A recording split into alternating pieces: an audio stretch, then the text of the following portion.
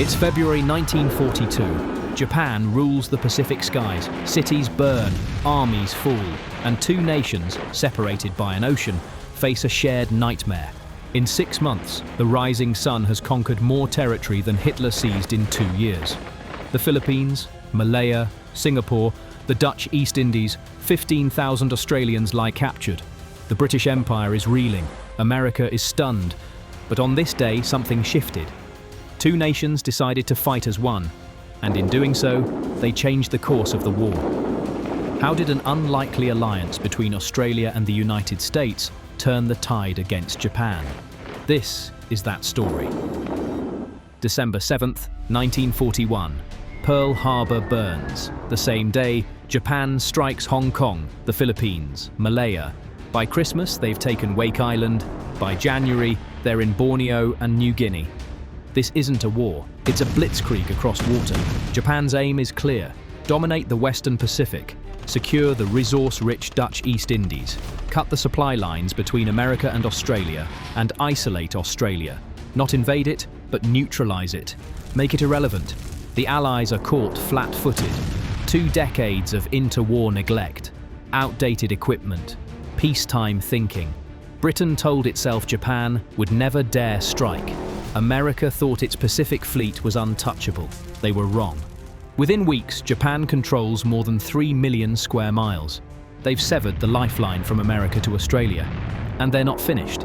The question isn't whether the Allies can win, it's whether they can survive. February 15th, 1942, Singapore falls. Britain called it the Gibraltar of the East. Impregnable, invincible. Around 130,000 Allied troops are taken prisoner, including roughly 15,000 Australians of the 8th Division. Most will never come home. It's the largest surrender of British-led forces in history. 4 days later, on February 19th, Japanese bombers hit Darwin. More bombs dropped than in the first Pearl Harbor raid. Ships sunk in the harbor, the town evacuated. It's the first of almost 100 air raids on northern Australia over the next 2 years. In May, Japanese midget submarines slip into Sydney Harbour.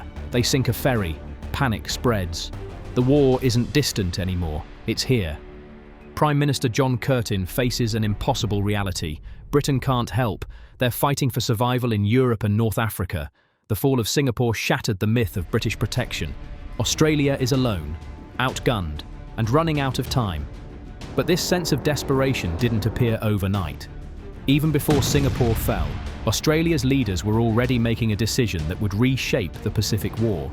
Just quickly, if you like this video, then please give us a like and subscribe to the channel. We really appreciate it, and it will help this story to reach a broader audience. Now, back to the video. December 1941. Days after Pearl Harbor, John Curtin writes words that shatter a century of imperial loyalty. Australia looks to America, free of any pangs as to our traditional links with the United Kingdom. It's a diplomatic earthquake. Britain is stunned. But Curtin knows the truth. Australia's survival depends on American power. March 1942. General Douglas MacArthur arrives in Melbourne after fleeing the Philippines. Gaunt, angry, humiliated by defeat. But he brings a promise: I shall return. Australia becomes America's forward base in the Southwest Pacific. Why Australia? Strategic location between the Central and Southwest Pacific, existing ports, airfields, English command structure, and a desperate ally willing to commit everything. Within weeks, tens of thousands of American soldiers pour into Australian ports. They set up camps, build air bases, stock supply depots. The cultural clash is immediate. Australians think the Americans are overpaid, oversexed, and over here. Americans think Australians are rough, undisciplined colonials. Old tensions bubble beneath the surface. But shared necessity forges unlikely bonds, because the enemy doesn't care about cultural differences, and neither side can win alone. The alliance isn't built on friendship, it's built on survival.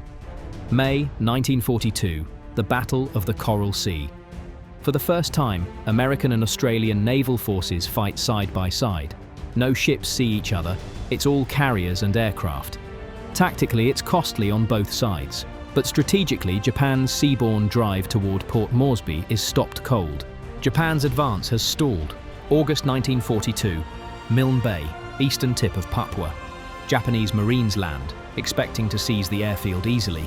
They've never lost a land battle. They don't intend to start now, but waiting for them are battle-hardened Australian infantry, veterans of the North Africa campaign, men who know how to fight in harsh terrain, and alongside them, American engineers.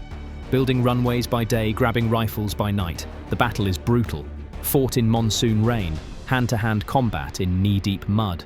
The Australians refuse to yield. The Americans dig in. For 12 days, they hold. On September 5th, the Japanese withdraw, defeated, bloodied. It's the first time in the war that a Japanese amphibious assault has been thrown back. The myth of invincibility is broken. At Milne Bay, something changed. Australians saw Americans fight and die beside them. Americans learned what Australian jungle fighters could do. Respect replaced skepticism. Sure, tensions flared. November 1942, the Battle of Brisbane. A riot between Australian and American troops over a taxi fare. One Australian dies, dozens are injured. It makes headlines. But on the battlefield, none of that mattered, because the alliance was no longer theoretical. It was tested, proven, forged in blood and mud. June 1942. MacArthur establishes his headquarters in Brisbane, not just a command post, the nerve centre of the Southwest Pacific area. Every operation from Papua to the Philippines will be planned here. Australian and American staff officers work side by side, planning amphibious assaults, coordinating air support, managing logistics across thousands of miles of ocean. It's not always smooth. MacArthur clashes with Australian General Blamey. Egos collide, but the machine keeps running. Brisbane becomes home to something else, the Central Bureau, a signals intelligence unit combining Australian and American cryptographers. Across Queensland, air bases spring up. RAAF pilots train alongside USAAF crews. Maintenance crews swap techniques. Fighter tactics are refined together. Amphibious warfare schools open. Australian infantry with jungle experience teach Americans how to fight in terrain unlike anything they've seen.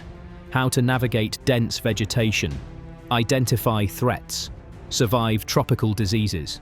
These lessons will save American lives from Guadalcanal to Okinawa. Australian jungle tactics become doctrine. The Americans learn fast. And behind everything, logistics. Australian ports become the lifeline. Ships arrive from America loaded with tanks, aircraft, ammunition. They're serviced in Australian shipyards, then sent north. Sydney, Brisbane, Townsville, Cairns. These aren't just cities anymore. They're the supply arteries of the Pacific War. Australian factories churn out uniforms, equipment, rations. Farms feed two armies. The entire nation becomes a war machine. By late 1942, the alliance isn't just symbolic, it's operational.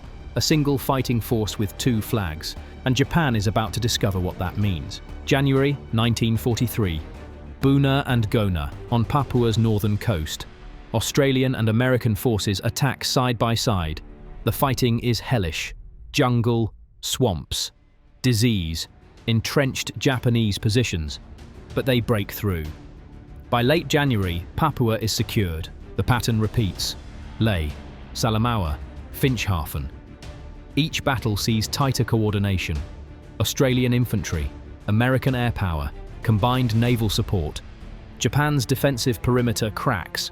Their dream of isolating Australia dies in the New Guinea jungle. While MacArthur drives up the New Guinea coast, Admiral Nimitz advances through the Central Pacific. Tarawa, the Marshall Islands, Saipan, then Iwo Jima and Okinawa, brutal, grinding battles that bring American forces to Japan's doorstep. 2 offensives, 1 strategy, and Australia anchors the southern flank. Australian forces secure New Britain, Bougainville, and later Borneo. Not glamorous campaigns, not headline battles, but critical. They protect MacArthur's northern flank. They deny Japan bases. They keep the advance moving. Behind the combat, the logistics grow staggering. Every bullet, every bandage, every drop of fuel flows through Australian infrastructure. The ports never stop. The shipyards never rest. By late 1944, Japan is cornered. The Philippines liberated. The home islands within bombing range. The Imperial Navy shattered. The army bleeding out in China and Burma. The alliance that formed in desperation has become unstoppable. American B-29s turn Japanese cities to ash. The noose tightens. In Europe, Germany collapses. All Allied focus shifts east. May through August, Australian forces fight in Borneo, securing oil fields, denying Japan resources. It's brutal, grinding warfare, but it's the final chapter. August 6th, Hiroshima. August 9th, Nagasaki. Between them, the Soviet Union declares war and invades Manchuria. Japan's military leadership fractures. The unthinkable becomes inevitable. August 15th, 1945. Emperor Hirohito announces surrender. After 3 years and 8 months, the Pacific War is over. September 2nd, 1945. Tokyo Bay, the USS Missouri. MacArthur presides over the surrender ceremony. Japanese officials sign the documents, and standing among the Allied representatives, General Thomas Blamey, representing Australia. The war is won, but the cost is staggering. 40,000 Australians dead, 400,000 Americans, millions of civilians across Asia and the Pacific. But from that carnage, something enduring was born. The alliance didn't end with the surrender. It deepened. The ANZUS Treaty is signed. Australia, New Zealand and the United States commit to mutual defence. The bonds forged in the Pacific War become permanent. Fast forward to today. The Indo-Pacific faces new tensions. China's growing military power, contested waters, strategic uncertainty. And once again, Australia and America find themselves aligned. The AUKUS Agreement. Australia, the United Kingdom and the United States commit to sharing advanced military technology, nuclear-powered submarines, artificial intelligence, quantum computing. It's the most significant defence pact since ANZUS itself. The alliance has weathered strains, trade disputes, shifting political winds, moments when rhetoric grew sharp and trust seemed tested. But beneath the headlines, the military and intelligence partnership never wavered, because the lesson of 1942 still holds. When the crisis comes, you need allies who've already proven they'll stand beside you. Korea, Vietnam, Afghanistan, Iraq. For 8 decades, Australian and American forces have fought side by side. The partnership born in 1942 has never broken, but it's more than treaties and deployments. It's the veterans who returned home carrying stories of the mates who saved their lives, the shared cemeteries across the Pacific, the memorials that bear both flags. Japan intended to isolate Australia, to make it irrelevant. Instead, they triggered an alliance that would help bring them down and reshape the post-war world. 2 nations, 1 crisis. A partnership forged not from choice, but from necessity.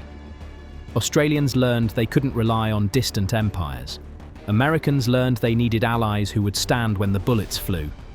Together, they learned that when survival is on the line, differences fade. From Darwin to Milne Bay, from Brisbane to Boonah, from desperation to victory, and from those initial ashes of defeat came a bond that would outlast the war itself.